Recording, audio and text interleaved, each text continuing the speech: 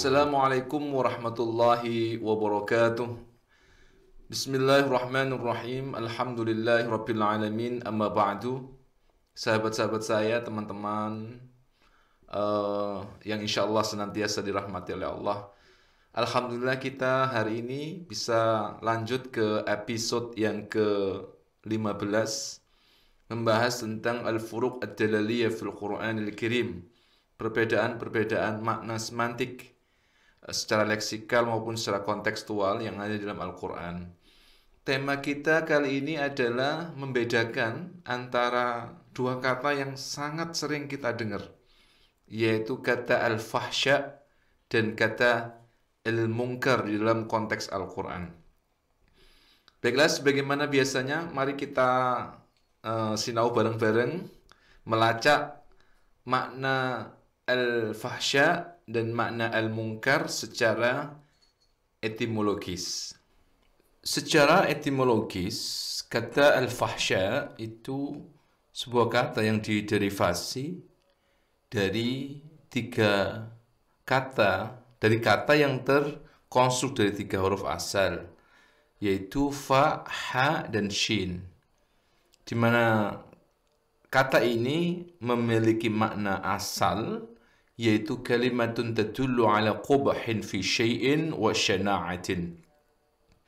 Hal buruk dan keji yang terdapat pada sesuatu. Artinya ada sifat buruk, ada sifat keji yang tersematkan pada sesuatu. Dari makna asal inilah kemudian makna kata al-fahisha, al-fahsya, dan al-fuhsyu itu diderivasi atau dianalogikan. Dalam perkembangan berikutnya, kata al-fuhsyu, al-fahisha, al-fahsya itu mengalami perluasan makna atau ittisa'ul makna, di mana ketiga kata ini menyatakan makna al-bakhil, yaitu kikir.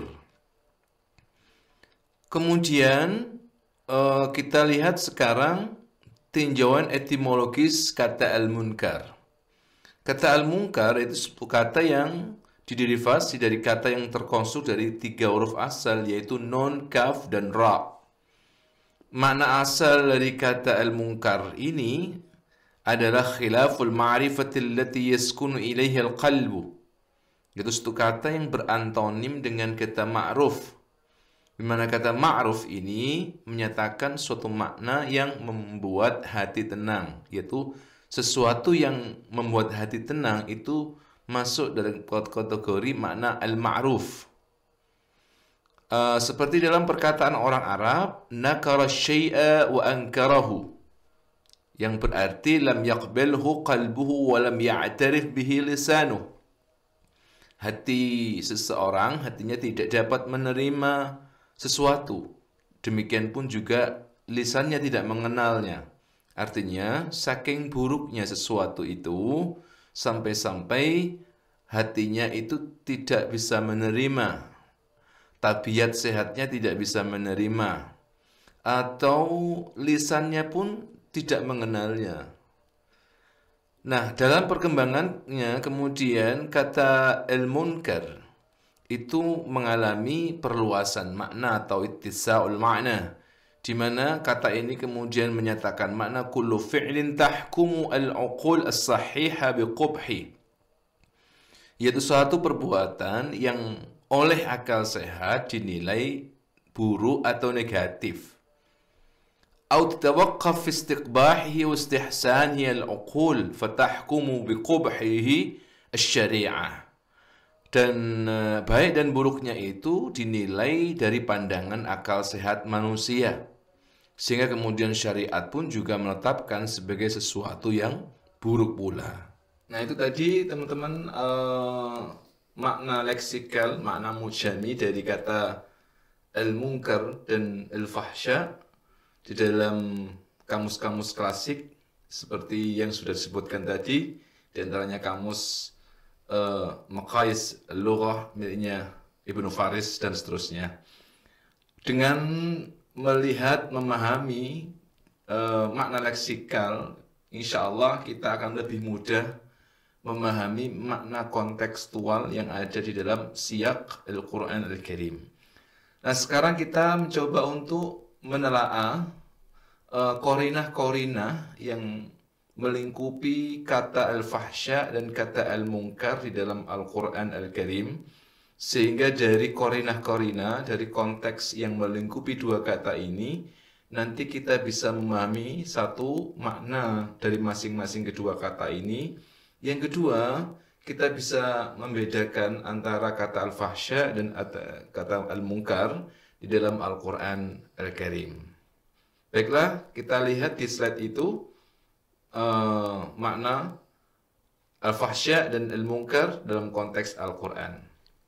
Kata al-fahsya kalau kita lihat di dalam Al-Quran itu ada di banyak tempat. Namun kali ini kita akan mengambil beberapa sampel saja, beberapa contoh. Dari beberapa contoh ayat itu nanti kita bisa mengambil beberapa makna yang bisa kita jadikan sebagai fitur semantik yang bisa membedakan antara kata al-fahsya dengan al-munkar. Baiklah, kita coba lihat di slide itu makna al-fahsya dalam konteks Al-Quran. Kalau kita lihat dari pendapat para mufassir, di antaranya satu itu menyatakan makna al-liwat. Al-liwat yang dimaksud di sini adalah istilahnya adalah gay atau hubungan sesama jenis antara laki-laki sesama laki-laki, atau bisa juga menyatakan makna hubungan sesama wanita atau lesbian. Teman, kalau kita lihat di ayat ini, surat Al-A'raf ayat 80, di mana Allah Subhanahu wa taala berfirman, "Walutan idh qala liqaumihi ata'tuna al-fahishata ma sabaqakum biha min ahadin minal alamin." Coba kita lihat di situ ada kata al-fahisha yang bergaris bawah itu. Nah, kata al-fahisha itu kalau kita lihat pendapat para mufassir, itu menyatakan makna perbuatan keji yang berupa hubungan sesama jenis, yaitu antara laki-laki sesama laki-laki. Nah, ini yang pertama. Makna yang kedua dari kata al-fahsya atau al-fahisha di dalam Al-Quran itu menyatakan makna az-zina atau zina, yaitu satu hubungan ilegal, hubungan yang tidak didasari dengan prinsip syariah, yaitu akad nikah.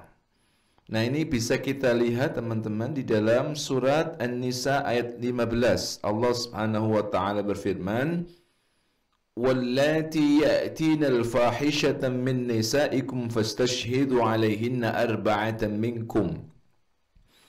Nah, itu ada kata al-fahisha yang bergaris bawah. Nah, kata al-fahisha di sini maknanya adalah az-zina. Nah, ini yang kedua. Kemudian yang ketiga, kata al-fahsya atau kata al-fahisha itu menyatakan makna mutlaqul aqli al-qabih, yaitu akal atau pikiran yang benar-benar negatif, benar-benar buruk. Ini bisa kita lihat di dalam Al-Quran surat Ali Imran ayat 135. Allah Subhanahu wa taala berfirman, "Walladzina idza fa'alu fahishatan aw zalamu anfusahum dzakarullaha fastaghfaruh lidzunubihim." Di situ juga kata fahishatan yang kalau dalam terjemahannya itu diartikan perbuatan keji. Nah, perbuatan keji yang dimaksud di sini adalah mutlaqul aqli al-qabihi, yaitu cara pandang, cara pikir seseorang yang itu benar-benar negatif, benar-benar buruk, sehingga itu akan berdampak negatif pula terhadap sesama manusia atau alam semesta ini. Nah, ini ada tiga makna, tiga sampling dari kata al-fahsya yang ada di dalam Al-Quran. Baiklah, kemudian coba kita lihat di slide berikutnya bahwa dari ayat yang sudah diuraikan di atas, kita bisa menyimpulkan beberapa fitur semantik dari kata al-fahsya atau al-fahisha dalam konteks Al-Quran.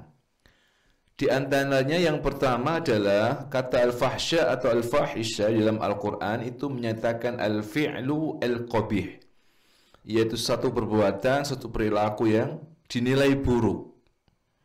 Yang kedua menyatakan mana at-ta'ammud, perilaku buruk, perbuatan buruk tersebut itu ada unsur kesengajaan, dilakukan secara sadar.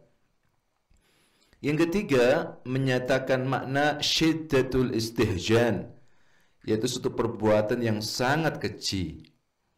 Dan yang keempat, menyatakan makna syiddatul istinkar, itu suatu perbuatan yang sangat diingkari oleh tabiat manusia. Ini fitur-fitur semantik dari kata al-fahsya atau al-fahisha dalam konteks Al-Quran.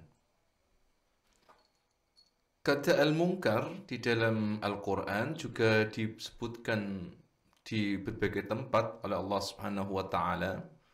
Dalam konteks ini kita ambil sampling dari surat Al-Ankabut ayat 45, di mana Allah Subhanahu wa Ta'ala berfirman, "Utlu ma uhiya ilaika minal kitabi wa aqimis salah, innas salata tanha 'anil fahsya'i wal munkar."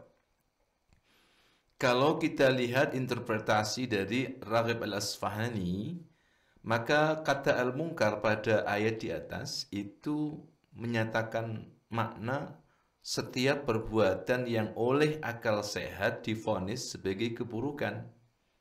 Nah, kata ini berlaku untuk semua perbuatan yang dibenci dan diingkari oleh hati dan jiwa yang sehat.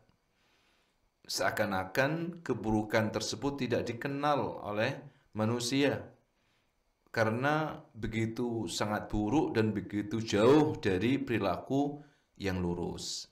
Ini yang pertama. Yang kedua, dari sini akan tampak bahwa mungkar adalah dosa yang paling buruk setelah al-fahisyah, yang berlaku pada semua perbuatan yang oleh jiwa manusia diingkari, baik itu berupa keyakinan yang batil atau perbuatan yang merusak makhluk atau banyak hal contoh yang lainnya yang itu masuk dalam kategori perilaku mungkar. Ini makna al-munkar dalam konteks Al-Quran. Sahabat-sahabat saya dimanapun berada, itu tadi uraian tentang makna kontekstual, makna yang diliputi oleh korinah-korinah, baik korinah lafziyah atau korinah ma'nawiyah, kata al-fahsya dan al-munkar dalam konteks Al-Quran Al-Karim. Dan sebelumnya sudah dibahas pula makna al-mu'jami, kata al-fahsya dan al-munkar. Dari uraian kedua jenis makna tadi itu, makna leksikal dan makna konteks dalam Al-Quran, maka kita saat ini akan menyimpulkan antara apa persamaan, sinonimitas antara kedua kata tersebut, dan fitur-fitur semantik apa saja yang membedakan antara kedua kata. Yang jelas begini, kedua kata ini, al-fahsya dan munkar, itu memiliki kemiripan makna, yaitu sama-sama menyatakan makna dosa. Ini yang ada unsur kesamaan antara kedua kata tersebut. Adapun fitur-fitur pembeda yang membedakan antara kedua kata tersebut itu teman-teman bisa lihat di slide tersebut. As-simat ad-dalaliyah atau fitur-fitur semantik yang bisa membedakan antara kata al-fahsya dan kata al-munkar dalam konteks Al-Quran itu bisa kita lihat di slide itu. Ada 2 poin. Poin yang pertama bahwa kata al-fahisha atau kata al-fahsya itu menyatakan suatu perbuatan dosa yang amat sangat keji, buruk, dan tercela, melampaui keburukan maksiat dan zunub, dan dianggap tercela oleh jiwa yang sehat dan menyalahi fitrah kemanusiaan manusia itu sendiri. Ini al-fahisha atau al-fahsya. Yang kedua, kata al-munkar itu menyatakan suatu perbuatan yang diingkari oleh hati dan mengerikan bagi jiwa. Hanya saja perbuatan yang tergolong al-munkar ini masih lebih ringan dari perilaku fahsya, di mana keburukan dan kekejiannya tidak bisa dianggap remeh oleh siapapun. Sahabat-sahabat saya dimanapun berada, itulah uraian tentang al-furuq ad-dalaliyah antara kata al-fahsya dan al-munkar dalam Al-Quran. Mudah-mudahan bisa bermanfaat dan mudah-mudahan dapat dipahami dengan baik, sehingga kita bisa merasakan walaupun sedikit tentang ijazul Quran fi lafzihi, kemukjizatan Al-Quran yang ada di titik-titik lafadz itu. Dari saya sampai di sini saja. Nanti insya Allah kita lanjutkan di episode yang ke-16. Wallahu a'lam bishawab. Wassalamualaikum warahmatullahi wabarakatuh.